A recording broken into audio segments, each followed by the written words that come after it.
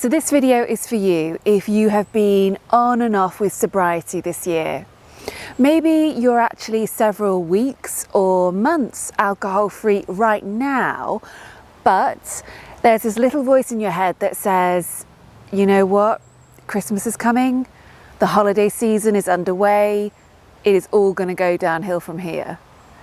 I know my American friends are celebrating Thanksgiving this week, and then Christmas is just right around the corner with all the meetups and parties and things that will happen before then. Perhaps there's a part of you that thinks, yeah, I know I've done okay so far, but how am I going to handle the next 6 weeks? There are going to be so many family gatherings and events and parties where the temptation to drink will be there. Other people might expect me to drink. Everyone else will probably be drinking and the alcohol will just be flowing. I know it can be very easy to get sucked into a decision-making process that goes a bit like this. I'm not sure I can do the festive season without drinking. It's going to feel hard. It will feel horrible to try and fail. Therefore, why don't I just give up now, forget about it all, and then I'll just get back on the alcohol-free wagon in January. That'll be easier. If that's what you're thinking right now, there are 2 things I want to say about that. First of all, watch out for this thought error that your brain will try and throw up, where it reasons that it is easier and kinder to give you a break. Just take your foot off the gas and just drink through to January when you can start over. That is nonsense, because really, there's nothing easy about staggering through the next 6 weeks, feeling bad about yourself and knowing deep down that there's a part of you that really wants something different. There's nothing easy about meeting up with people you haven't seen for ages and then screwing it up because you get so drunk or say something that you shouldn't have done, or you can't even clearly remember it afterwards. There is nothing easy about having to start over in January on day 1.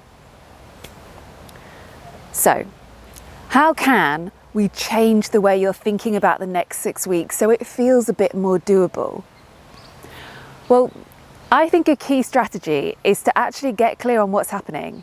Let's be clear on how many challenges are really coming your way, because if you're a bit like me, you might have a tendency to make big, sweeping generalizations sometimes. I can't be the only one that does that. If you scroll beneath this video, you'll see I have made you a little something. It's a calendar that starts today, the 22nd of November, and it runs through to the 2nd of January. I suggest you print it out and then fill it in with all the boozy events that you have coming up. So what I'm talking about here are the parties or the gatherings that you feel a bit worried about and where it might be a challenge not to drink. Write those on the calendar. Once you've filled it all out, I want you to count up how many days are blank. They're just regular days. They're just really normal, typical, doable days. I think you might be surprised just how many of them there are, because it's not until you see something like this on a calendar and you see the literal white space that you get a sense of perspective. Now, if you include today, there are 42 days between now and the 2nd of January. And you'll see that on the calendar, I've divided each day into 2 sections, daytime and evening. So there are 84 time slots. And I know that some things last all day, but to be real here, most things don't actually last that long. So now, if you want to do a bit of maths, count up how many time slots have boozy events on. And over those 84 time slots, what percentage of them are filled with challenges that you've got to navigate? So let's say you've got 15 different time slots filled with stuff that's coming up. As a percentage, that is 17% of your time over the next 6 weeks. And I know that might feel a little daunting, but do you know what else it means? It means that 83% of your time is totally normal, just regular days filled with no particular special events. So do you see how looking at things like this can shift your perspective a little bit?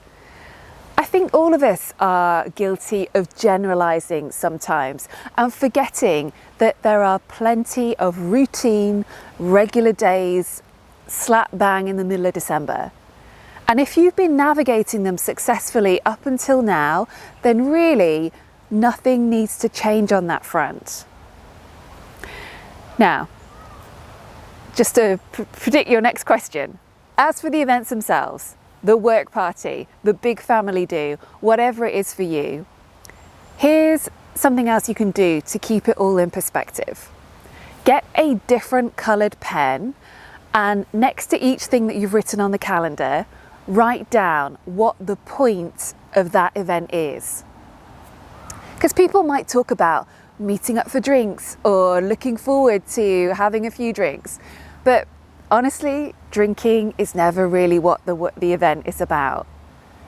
The point of a work party might be to spend time with people you don't normally get a chance to chat with or have fun with. The point of a family gathering might be to catch up on everyone's news or celebrate a particular moment together. Get clear on what the real point is so you can remind yourself that you still get to have that experience no matter what liquid is in your glass. And look, if there's something on your calendar that you don't want to do, now's your chance to decide how you're going to deal with it.